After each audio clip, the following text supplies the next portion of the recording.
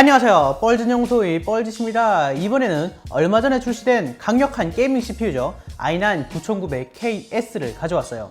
기존 이런 i9 9900K와 뭐가 다르냐? 일단 박스 패키징 재질이 달라요. 기존 i9 9900K는 무광이었는데 9900KS는 유광 재질로 스페셜 에디션이라고 적혀있죠. 농담이었고요. 가장 큰 차이점은 8코어 16스레드의 올코어 부스트가 5.0GHz란 거예요. 모든 물리 코어가 5GHz로 작동한다는 거죠. 아니, i9 9900K도 부스트 클럭이 5GHz 아니냐? 맞는데 걔는 1코어 부하 시에만 5GHz로 작동하고 올코어 부스에는 4.7GHz로 작동해요. 그래서 올코어 5GHz로 작동하는 CPU니까 당연히 수율이 선별된 게 아니냐는 얘기가 있죠. 일단 박스 안쪽은 거의 똑같아요. 둘 다 축구공이라고 하던데 축구공을 열면 안쪽에 나오는 이런 박스도 9900KS의 스페셜 에디션이라고 적혀있는 것 이외에는 크게 다를 게 없어요. 제가 여러 가지를 한번 알아봤는데 보러 가시죠. 먼저 제 시스템부터 소개해 드릴게요. 메인보드는 에즈락이 Z390 팬텀 게이밍 ITX 보드고요. 램은 패트리엇이 XMP 4400MHz 램인데 수동으로 4600 CL 191919 세팅으로 설정했어요. 그래픽카드는 조텍이 RTX 6080 Ti AMP 익스트림인데요. 보통 RTX 6080 Ti가 부스트 클럭이 1500MHz 중간이거든요. 근데 얘는 부스트 클럭이 1815MHz예요. 정말 고수율 칩셋만 가져다가 쓴 녀석이에요. 공략 세팅 중에서는 가장 높은 성능을 보여준다고 생각하시면 돼요. 그래서 이 정도면 일반인이 구성할 수 있는 거의 최강의 게이밍 PC가 되겠죠. 근데 제가 궁금한 게 하나 있어요. 제가 지금 여기에 장착한 쿨러가 잘만이 옵티마 2 쿨러인데 2만원대의 저렴한 쿨러예요. 올코어 5.0GHz로 출고되려면 기본 전압도 더 낮을 거고 그럼 발열이 낮은 테니까 이 정도 쿨러로도 커버가 된다는 걸까요? 그냥 기본 세팅으로 부하를 좀 주는 프로그램으로 테스트를 한번 해보죠. 참고로 메인보드 전력 제한을 해제를 했고요. 해제를 안 하니까 기본 상태에서도 클럭이 내려가더라고요. 바이오스 들어가서 전력 제한 해제는 필수인 것 같아요. 먼저 시네벤치 R20이에요. R15보다 부하가 더 높은 프로그램이죠. 점수 자체는 9900K를 5GHz로 오버한 거랑 똑같으니까 크게 언급은 안 할게요. 자, 지금 시네벤치가 점점 완성이 되고 있고요. 지금 이 시네벤치를 잠깐 돌렸는데 97도까지 나왔어요. 오픈 케이스 환경이라서 온도가 상당히 잘 나오는 편인데도 불구하고 근데 이 정도면 케이스 안에 넣으면 5도에서 10도 정도 더 나오는 것을 감안했을 때 일반적인 공랭 쿨러 환경에서는 시네벤치를 잠깐 돌리는 것도 힘들어 보여요. 그럼 역시 수냉 쿨러를 가져와야겠죠.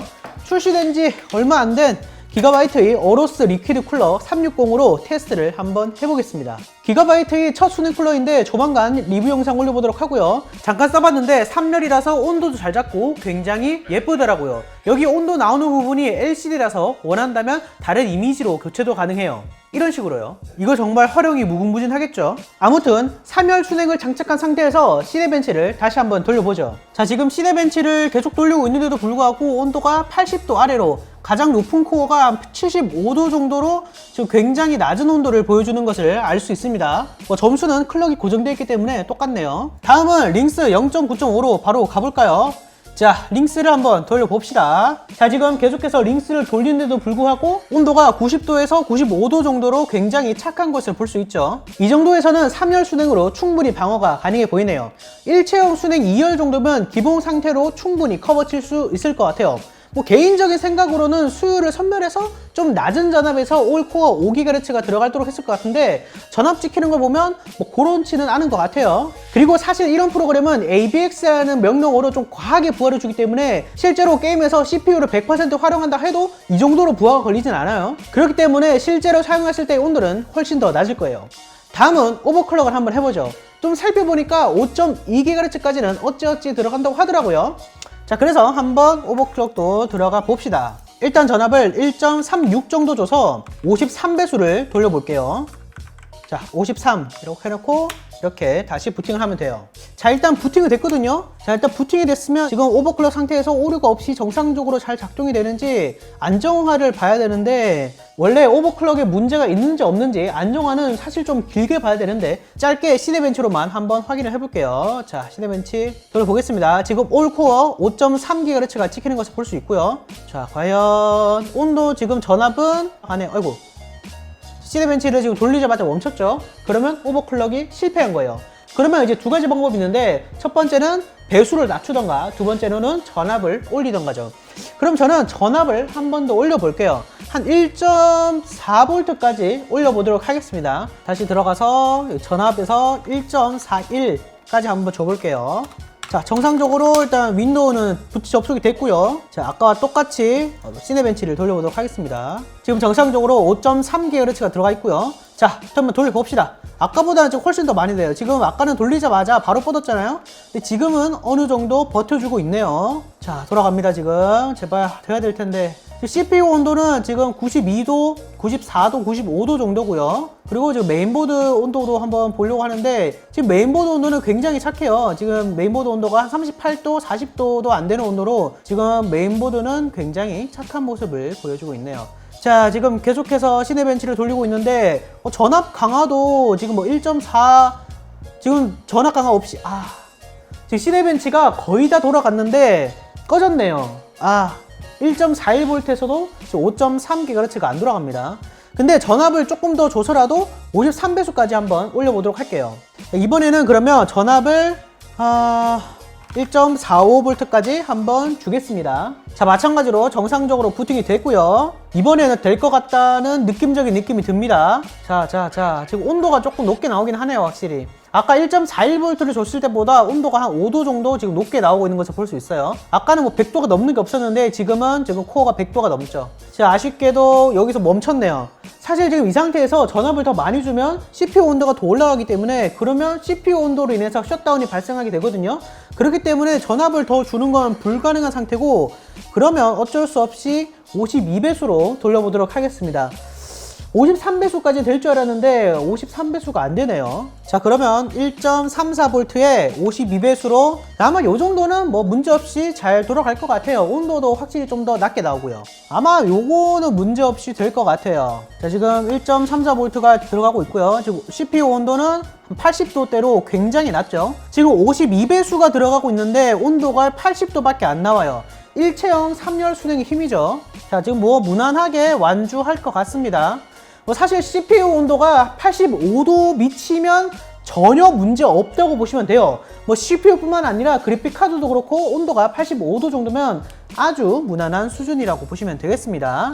부하를 좀 많이 주는 세팅인데도 불구하고 지금 시네벤치 완주를 했죠.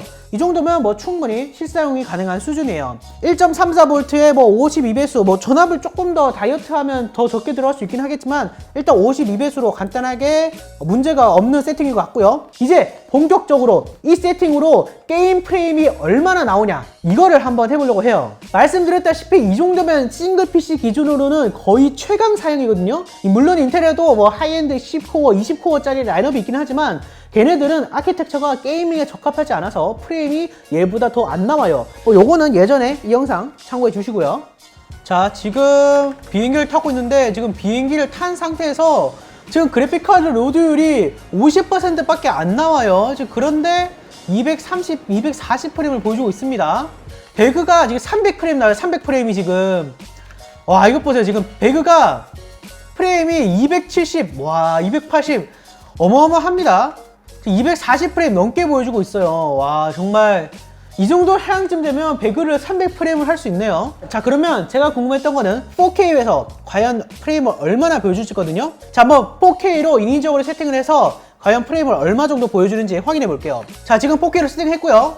와, 4K로 세팅해도 지금 프레임이 110, 와, 어마어마합니다. 정말 지금 4K로 세팅을 해도 프레임이 120, 130 이렇게 나와요.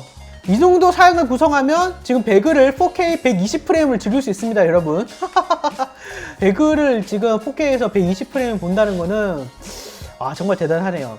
일단 4K 60프레임은 확실히 넘고요. 120, 100프레임을 지금 계속해서 넘는 모습을 보여주네요.